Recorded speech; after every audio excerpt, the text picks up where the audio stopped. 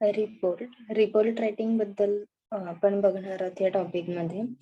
What is report? A document in which a given problem is examined for the purpose of conveying information, reporting findings, putting forward ideas and sometimes making recommendations. ठीक आहे.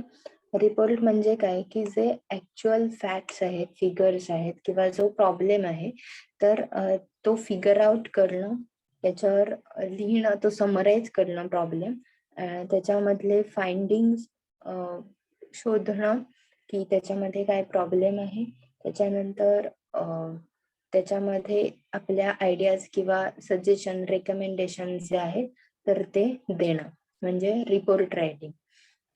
आता report writing मध्ये पण types आहेत. तर पहिला type आहे on the basis of law. तर पहिला रिपोर्ट आहे on the basis of law मधल्या statutory report. Statutory reports are those required to be written by law. Statutory report जे आहेत तर ते एन्फोर्स बाय लॉ लिहिले गेलेले असतात.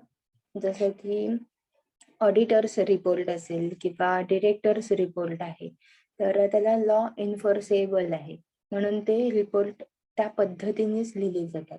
त्याच्यानंतर आहे non statutory reports. Non statutory reports are not required by law. म्हणजे लॉ एन्फोर्सेबल नसतो या रिपोर्ट्सना आणि तरी सुद्धा हे रिपोर्ट्स जे आहेत तर ते लिहिले जातात. इन केस ऑफ एव्हिडन्सी और प्रोसिजर कंप्लायन्सेस तर त्याच्यामध्ये आपण फायनान्शियल कमिटीचा रिपोर्ट असेल तर किंवा सब कमिटीचा रिपोर्ट असेल तर हा नॉन स्टॅच्युटरी रिपोर्ट मध्ये कन्सिडर करतो. त्याच्यानंतर नेक्स्ट टाइप जो आहे तर तो on the basis of number of people drafting them.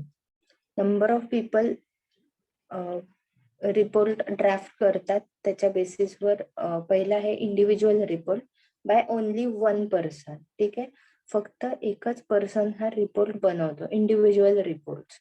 मग आता आपण टीवायच्या मुलांना जर बघत असाल तर ते इंडिव्हिज्युअल रिपोर्ट बनवत असतात, प्रोजेक्ट रिपोर्ट. ठीक आहे. त्याच्यानंतर नेक्स्ट आहे कमिटी रिपोर्ट. कमिटी रिपोर्ट मध्ये नंबर ऑफ पर्सन इन्व्हॉल्व असतात. त्या कमिटीमध्ये किती मेंबर्स आहेत त्याच्यावर नंबर ऑफ मेंबर्सनी रिपोर्टिंग करायचं, त्यांच्यावर कुठल्या रिस्पॉन्सिबिलिटीज असतात तर ते डिसाइड केलं जातं. त्याच्यानंतर आहे on the basis of what is reported.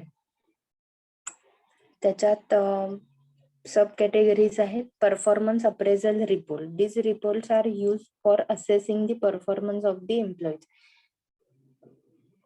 एम्प्लॉईचा performance assessment assess करण्यासाठी बनवलेला रिपोर्ट म्हणजे परफॉर्मन्स अप्रेझल रिपोर्ट.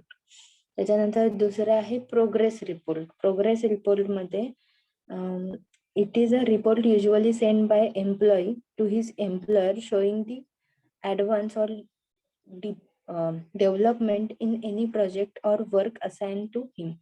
एखाद्या प्रोजेक्टचं किंवा वर्क असाइन केलेलं असेल तर त्याचा प्रोग्रेस किती झालाय, किती वर्क कम्प्लीट झालं आतापर्यंत, पुढचं किती वेळात कम्प्लीट होणार आहे, कसं कम्प्लीट होणार आहे, हा प्रोग्रेस रिपोर्ट जो दिला जातो. ठीक आहे, थ्रू एम्प्लॉय टू एम्प्लॉयर. त्याच्यानंतर आहे प्रोजेक्ट रिपोर्ट. प्रोजेक्ट रिपोर्ट म्हणजे एखादा प्रोजेक्ट वर रिपोर्ट लिहिला जातो. जसं तुम्हाला टीवायला समर इंटर्नशिप प्रोजेक्ट आहे आणि त्याच्यावर तुम्हाला प्रोजेक्ट रिपोर्ट लिहावा लागतो की तिथे तुम्ही काय पद्धतीचं काम केलं, कुठल्या सब्जेक्ट नॉलेज बद्दल तुम्ही फोकस राहून तो रिपोर्ट लिहिताय. त्याच्यानंतर आहे inspection report. Inspection report are written after inspection is carried out to detect defects or irregularities in the company's system of work. Inspection report मध्ये काय मेन्शन केलं जातं तर डिफेक्ट्स किंवा इरेग्युलरिटीज असतील कंपनीच्या तर त्या मेन्शन केल्या जातात. त्याच्यानंतर आहे FIR, first information report. It is based on factual और इन्फॉर्मेशन बेस रिपोर्ट. FIR तुम्ही बऱ्याचदा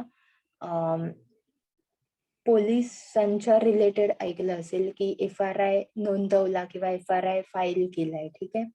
तर फर्स्ट इन्फॉर्मेशन रिपोर्ट असतो की कुठलीही केस घडल्यानंतर लगेचच त्याच्यावर जो रिपोर्ट लिहिला जातो डिसीज पर्सन कडून, तर तो FIR म्हणून कन्सिडर होतो. त्याच्यानंतर आहे feasibility report. This report examine the practicality and advisability of following a course of action. This answer the question, would this plan or proposal work? Feasibility report मध्ये question answer जे विचारले जातात तर ते मेन्शन केले जातात. पण काही इंटरव्ह्यू सुद्धा बघतो, पेपरमध्ये जे छापून येतात इंटरव्ह्यू वेगवेगळ्या सेलिब्रिटीजचे असतील किंवा पर्सनचे असतील, तर ते पण रिपोर्ट रायटिंगच आहे, पण ते अंडर फिजिबिलिटी रिपोर्ट येतं. त्याच्यानंतर आहे investigation report. Investigation report are written either to establish the cause of an event or to document violations of the law. Investigation मध्ये सुद्धा आपण एखादा गुन्हा झाला असेल तर त्याच्यावर इन्व्हेस्टिगेट केलं जातं पोलिसांकडून, आणि ते इन्व्हेस्टिगेशन रिपोर्ट मध्ये प्रत्येक इन्व्हेस्टिगेशन जे आहे, इन्व्हेस्टिगेशन ऍक्टिव्हिटी, फॉर एक्झाम्पल कोणाकोणाला त्यांनी इंटरव्ह्यू केलं, कुठले कुठले विटनेस आहेत त्यांचे स्टेटमेंट्स रेकॉर्ड करणं, हा सगळा इन्व्हेस्टिगेशन रिपोर्ट झाला. त्याच्यानंतर water report usually content. Report मध्ये काय मेन्शन केलेलं असतं, कुठले मेन पॉइंट्स असतात, तर पहिलं आहे अथॉरिटी, की कुठल्या अथॉरिटीला तो सबमिट करायचा आहे आणि मुळात तो रिपोर्ट कोणी लिहिलाय. त्याच्यानंतर टर्म्स ऑफ रेफरन्सेस, की कुठले कुठले रेफरन्सेस त्याच्यामध्ये यूज केले गेले होते. त्याच्यात प्रोसिजर कोणती फॉलो केली आहे. फाइंडिंग्स अँड कन्क्लुजन, काय काय फाइंडिंग्स मिळाले, त्याच्यावरून काय कन्क्लुजन काढलं, आणि लास्ट आहे रेकमेंडेशन्स. रेकमेंडेशन मध्ये की सोल्युशन दिलं जातं. थोडक्यात जे फाइंडिंग्स आणि कन्क्लुजन असतं त्याच्या बेसिसवर सोल्युशन रेकमेंड केलं जातं किंवा सजेस्ट केलं जातं. त्याच्यानंतर डिटेल रिपोर्ट जर असतील तर त्याच्यात सिक्वेन्स हा असतो साधारण.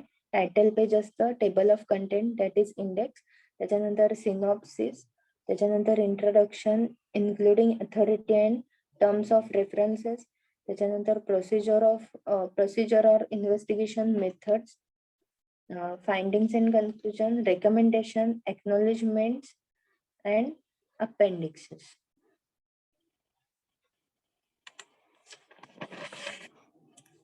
त्याच्यातले काही पॉइंट्स आपण जे बघितले होते मगाशी, मेन पॉइंट्स, तर ते बघतोय. तर पहिले आहे ते अथॉरिटी.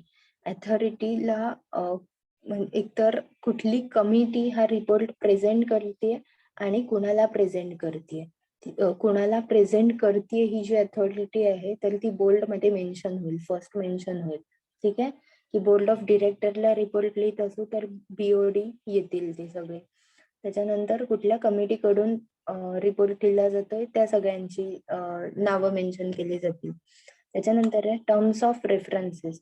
ऑन व्हॉट रेफरन्सेस तो रिपोर्ट जो आहे तर तो स्टार्ट केला. म्हणजे इन्व्हेस्टिगेशन रिपोर्ट असेल तर त्याला FIR जो आहे तर तो रेफरन्स म्हणून लावला जाऊ शकतो, किंवा कंप्लेंट असेल, कोणाचं तरी स्टेटमेंट असेल. त्याच्यानंतर आहे प्रोसिजर काय फॉलो केली होती, मग फॉर ऑब्टेनिंग डेटा, मग प्रायमरी डेटा की सेकंडरी डेटा. त्याच्यानंतर आहे फाइंडिंग्स, की काय काय फाइंडिंग अनालिसिस जे आहे तर ते तुम्हाला मिळालं अख्ख्या त्या रिपोर्ट मध्ये, किंवा काय प्रॉब्लेम आहेत त्या प्रोजेक्ट मध्ये. त्याच्यानंतर रेकमेंडेशन, की त्या फाइंडिंग्स वरून तुम्हाला ते फाइंडिंग्सचं सोल्युशन काय देता येईल, काय सजेस्ट करता येईल, ते रेकमेंडेशन्स. त्याच्यानंतर आहे चेकलिस्ट फॉर कंपेलिंग रिपोर्ट. त्याच्यात आहे डिटेल अँड कॉम्प्रेहेन्सिव्ह. रिपोर्ट जो आहे तर तो डिटेल रिपोर्ट लिहिला गेला पाहिजे. त्याच्यामध्ये रिलेव्हंट इन्फॉर्मेशन असायला हवी. त्याच्यानंतर फाइंडिंग्स आहेत तर ते प्रूव्ह करता येतील अशा पद्धतीने, म्हणजे तुम्ही ऑन व्हॉट बेसिस ते फाइंडिंग्स मेन्शन केलेत त्या रिपोर्टमध्ये, हे तुम्हाला त्याच्यामध्ये डिटेल्स द्यावे लागतील. त्याच्यानंतर आहे कन्साइज मॅनर मध्ये असायला हवा, proper and clear language, only relevant matter जो आहे तर तो त्या रिपोर्टमध्ये असायला हवा. जसं आपण बिझनेस लेटर्स बघितले होते. त्याच्यानंतर गुड लँग्वेज मध्ये युझिंग इम्पर्सनल स्टाईल मध्ये आय किंवा यू ह्या गोष्टी यूज करायच्या नाहीत. इंडिव्हिज्युअल रिपोर्ट असेल तर तुम्ही सजेशन्स मध्ये आय बिलीव्ह अशा पद्धतीने मेन्शन करू शकता. अदरवाईज सगळे सेंटेन्सेस आहेत तर it is believed or it is submitted. ठीक आहे, अशा पद्धतीने झाले पाहिजेत. त्याच्यानंतर आहे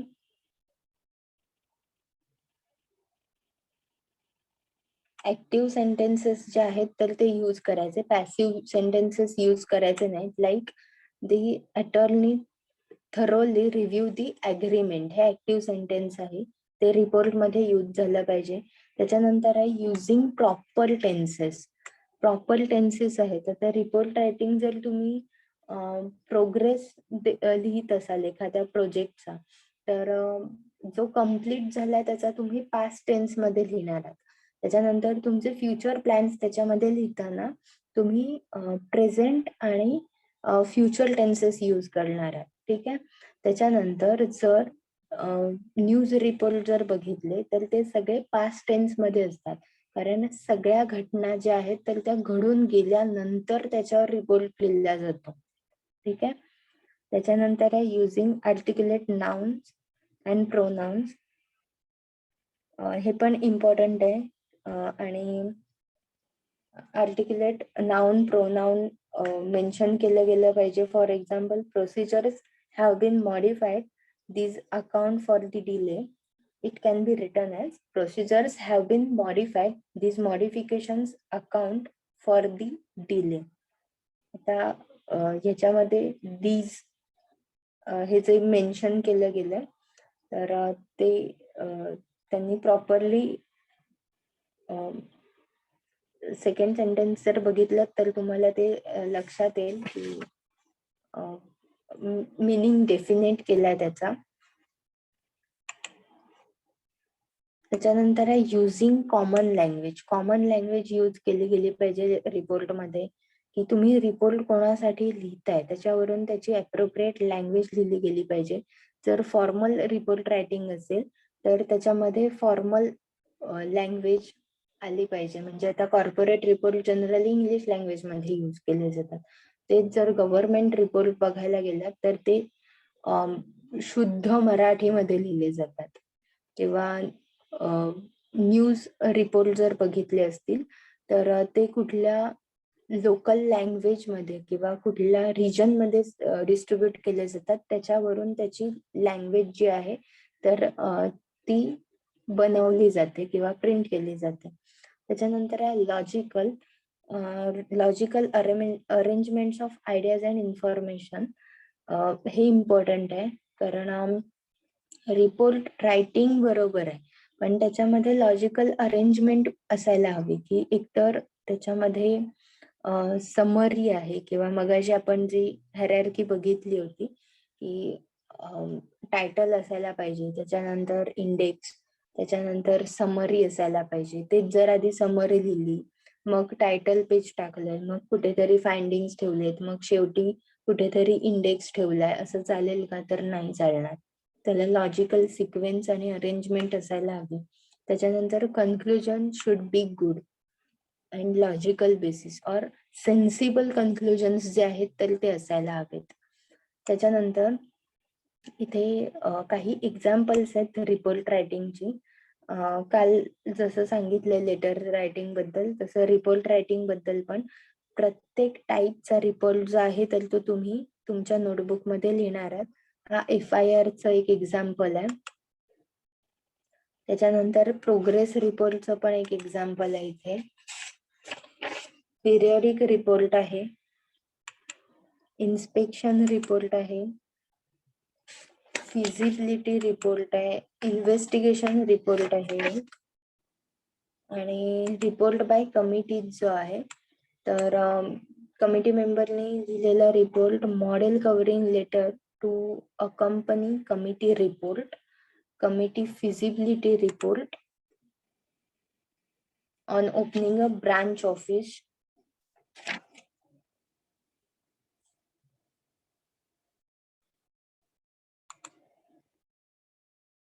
त्याच्यानंतर investigative report on decline in business, committee report on improving discipline in college. आता हा रिपोर्ट जो आहे तर हा नक्की तुम्ही लिहिणार आहात. आता कमिटी रिपोर्ट मधला तुम्ही इम्प्रूव्हिंग डिसिप्लिन इन कॉलेज हा रिपोर्ट तुमच्या नोटबुक मध्ये लिहायचा आहे. त्याच्यामध्ये कव्हरिंग लेटर त्यांनी दिलंय आणि खाली डिटेल रिपोर्ट आहे, अथॉरिटी अँड रेफरन्सेस मेन्शन केलेत. त्याच्यानंतर procedure and plan of investigation त्यांनी मेन्शन केलंय की किती पिरियड मध्ये, किती मीटिंग मध्ये त्यांनी ते इन्व्हेस्टिगेशन केलंय, कमिटीच्या किती मीटिंग झाल्या. त्याच्यानंतर आहे फाइंडिंग्स मध्ये काय काय त्यांना मिळालं की अँटी सोशल इलेमेंट्स किंवा मुलं गेट मधून किंवा प्रिमायसेस मधून वेळेच्या आधीच बाहेर जात आहेत का, किंवा वॉचमन त्यांची कामं नीट करत नाहीयेत एक्सेट्रा, हे सगळं त्याच्यामध्ये मेन्शन केलं गेलंय. आणि रेकमेंडेशन मध्ये बघितलं तर गेट मधून एंटर होताना स्टुडंट्सचे आय कार्ड प्रॉपरली चेक केली गेली पाहिजेत, किंवा वॉचमन जे आहेत तर त्यांनी त्यांच्या ड्युटीज प्रॉपरली केल्या पाहिजेत. अशा पद्धतीचे रेकमेंडेशन्स आहेत त्याच्यात. त्याच्यानंतर नेक्स्ट टॉपिक जो आहे आपला तो आहे समरायझेशन.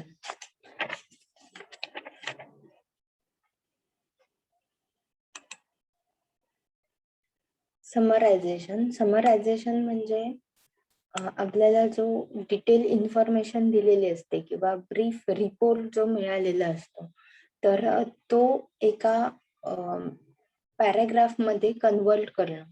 त्या अख्ख्या, समजा तुमच्याकडे पेजभर एखादी इन्फॉर्मेशन आहे, ती इन्फॉर्मेशन तुम्हाला एका 6 ते 7 सेंटेन्सेसच्या पॅराग्राफ मध्ये कन्वर्ट करायची असते, समराइज करायची असते.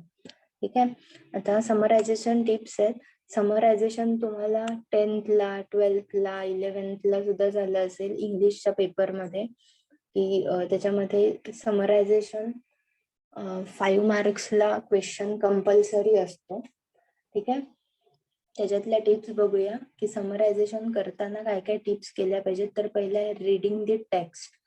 त्याच्यातल्या टिप्स आहेत. पहिलं आहे read the text quickly in order to identify its purpose, scope, central idea, logical organization and different writing techniques.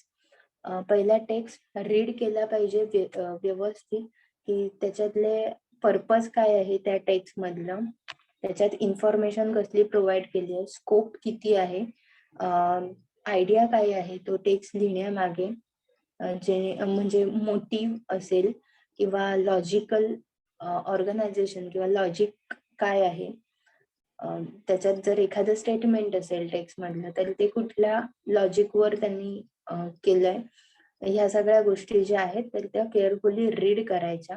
त्याच्यानंतर read the text again in order to identify the main points and important details.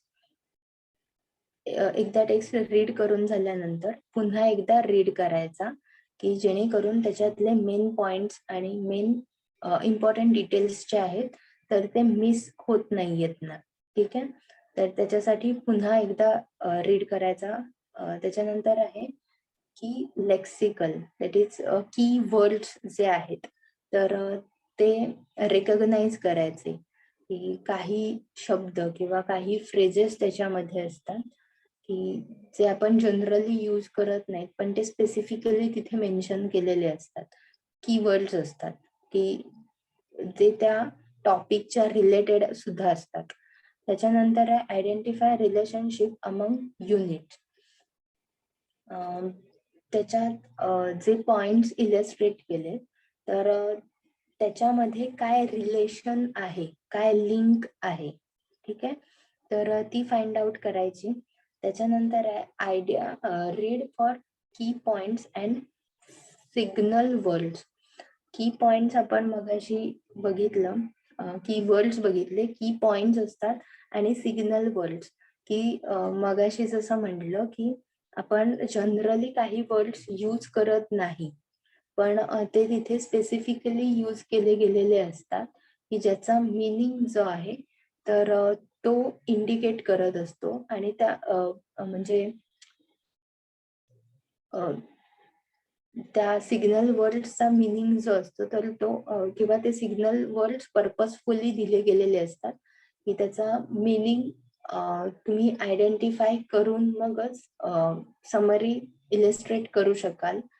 त्याच्यानंतर आहे recognise markers for of cohesion, ignore irrelevant matter and concentrate on the important points. वर्ल्डनं किंवा जे identify केलेले world sentences जे आहेत तर त्याला अंडरलाईन करा, हायलाइट करा. त्याच्यानंतर बाकीचा इररिलेव्हंट डेटा जो आहे तर तो इग्नोर करायचा आणि जो मेन पॉइंट्स आहेत तर त्याच्यावर फोकस करायचं, की जो रायटर आहे तर त्यांनी अशा पद्धतीचे स्टेटमेंट्स का केलेत किंवा त्याचं हे ओपिनियन काय आहे. कारण आपल्याला समरायझेशनला जेव्हा इन्फॉर्मेशन दिली जाते किंवा पॅराग्राफ दिला जातो, मोठा पॅराग्राफ, तर तो साधारण अशाच पद्धतीचा असतो, की एखाद्या फिलॉसॉफरचा ओपिनियन त्याच्यामध्ये असतं. त्याच्यामुळे हे अशा पद्धतीचे पॉइंट्स आपण बघतोय. त्याच्यानंतर deduct meaning of words and phrases. Word आणि फ्रेजेसचे मिनिंग जे आहेत तर ते समजून घ्यायचे, कारण तुम्हाला पुन्हा ते वर्ड्स यूज करायचे नसतात किंवा ते फ्रेजेस यूज करायच्या नसतात समरीमध्ये, त्याचा फक्त मिनिंग यूज करायचा असतो. त्याच्यानंतर आहे recognise key terms related to the subject topic of text and interpret graphic ideas use in the text. Key terms आहेत त्या सब्जेक्टची किंवा टॉपिकची, तर ती आयडेंटिफाय करायची, रेकॉग्नाइज करायची आणि ग्राफिकल आयडिया काय आहे, तो टेक्स्ट त्यांनी कशा पद्धतीने आणि का लिहिला असेल रायटरनी, तर ते आयडेंटिफाय करायचं, जे तुम्हाला रीडिंग मधून कळणार आहे. आता एक एक्झाम्पल आहे याच्यामध्ये, ते एक्झाम्पल बघताना लक्षात येईल तुम्हाला. त्याच्यानंतर आहे टॉपिकलायझिंग. टॉपिकलायझिंग मध्ये passage after reading a passage carefully and identifying the central ideas, the main point and important supporting details, this should be rephrase. तुम्हाला तुमच्या भाषेमध्ये तो पॅराग्राफ लिहायचा असतो, ठीक आहे. दिलेल्या इन्फॉर्मेशन मधलेच सेंटेन्सेस तुम्ही समरी मध्ये यूज करू शकत नाही. तुम्हाला तर पॅराग्राफ वाचून काय कळलंय, काय वाटतंय हे तुम्ही समरी मध्ये लिहिता. त्याच्यानंतर आहे schematising. Scientific and technical text may contain information in the form of figures, classification, contrast, process and so on. आता सायंटिफिक किंवा टेक्निकल डेटा जर असेल की ज्याच्यामध्ये फिगर्स किंवा क्लासिफिकेशन मेन्शन केलेलं असतं, तर तुम्हाला समरीमध्ये त्या फिगर्स यूज करायच्या नसतात. त्याच्यामध्ये तुम्हाला तुमच्या लॉजिकने मेन्शन करायचं असतं. फॉर एक्झाम्पल, त्याच्यामध्ये जर ग्राफ दिला असेल की 2020 मध्ये इतका सेल झाला, 1 करोडचा सेल झाला, 2021 मध्ये 1,50,00,000 lakhsचा सेल झाला असेल, तर हे दोन्ही फिगर तुम्हाला मेन्शन नाही करायचे. ह्याच्यामध्ये तुम्हाला मेन्शन करताना, समरीमध्ये मेन्शन करताना सेंटेन्स जे साधारण आहे तर ते असं असायला पाहिजे की 2020 पेक्षा 2021 मध्ये जास्त सेल झाला किंवा 50% इन्क्रीज झाला प्रॉफिट मध्ये. हे सेंटेन्स तुम्हाला तिथे फ्रेम करता यायला पाहिजे. त्याच्यानंतर आहे ऑर्गनायझेशन टेक्निक्स. ऑर्गनायझेशन टेक्निक्स मध्ये जेव्हा आपण समरी लिहायला सुरुवात करतो तर त्याच्यातलं पहिलं आहे की त्याला सुटेबल टायटल तुम्हाला देता आलं पाहिजे, आणि दुसरं आहे providing headings and sub headings, की समरीमध्ये जे हेडिंग किंवा सब हेडिंग्स जे आहेत तर ते सुद्धा तुम्हाला सुटेबल असेच देता यायला हवेत, ते तुम्हाला कॉपी करता येत नाही फ्रॉम गिवन इन्फॉर्मेशन. त्याच्यानंतर draft and redraft, consistently refining and reducing your written piece. तुम्हाला कमीत कमी समरीमध्ये तो गिवन डेटा जो आहे तर तो कव्हर करायचा असतो. त्याच्यामुळे तुम्ही तो जितका रिड्यूस करू शकता तितका तो रिड्यूस करायचा असतो. आता त्याच्यात डूज अँड डोंट्स दिलेत. The summary should cover the original as a whole. The material should be presented in the neutral fashion. The summary should be condensed version of the material presented in your own words. Do not include anything that does not appear in the original. Do not include your own comments or evaluation. Give your summary the same title as the title of material you are summarizing. Dos and don'ts मधले main aspects आहेत की given डेटामध्ये किंवा ज्या डेटाचं समरायझेशन करताय तेच समरायझेशन किंवा त्याची ओरिजिनॅलिटी जी आहे तर ती कुठेही मिस होता कामा नये.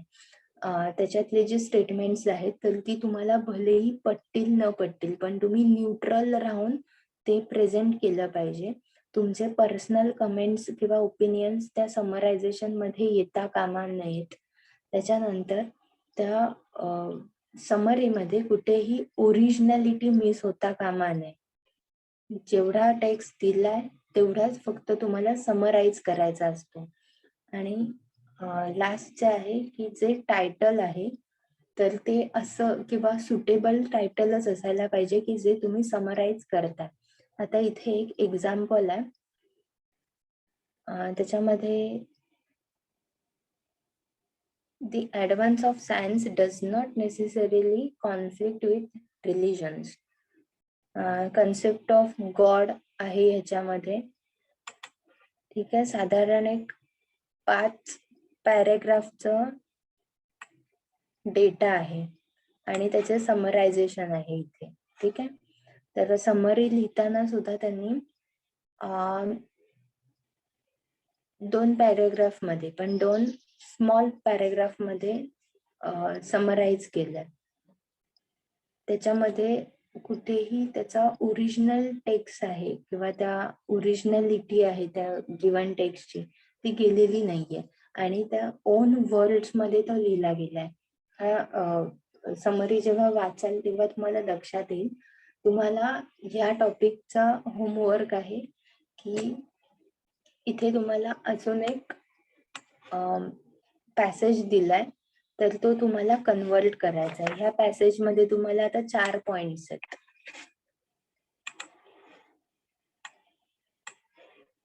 तर ते तुम्हाला 1 किंवा 2 छोट्या पॅराग्राफ मध्ये कन्वर्ट करायचे. साधारण एक 8 ते 10 सेंटेन्सेस मध्ये